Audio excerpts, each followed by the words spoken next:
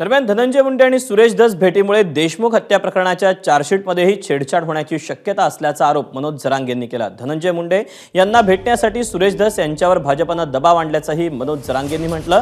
भाजपनं दबाव टाकला हे सुरेश धस यांनी अगोदरच सांगायला हवं होतं असंही जरांगे यांनी म्हटलंय। धनंजय मुंडेंची भेट घेतल्यामुळे सुरेश धसांवरील मराठा समाजाचा विश्वास उडाल्याची टीकाही जरांगे यांनी केली। धसांचा विषय घेतला ना, आपलं प्रचंड हे झालं।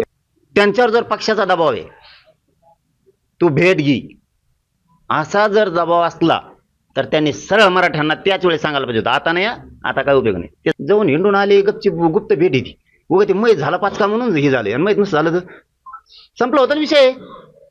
मैत झालं म्हणून तारफाड मारफाड झाली, आणि मैत नसतं झालं तर आम्हाला मिळणे अंधारात काय काय झालं तुमचं, त्यांना मिळणे, हे म्हणजे डबलच होतं जवळपास।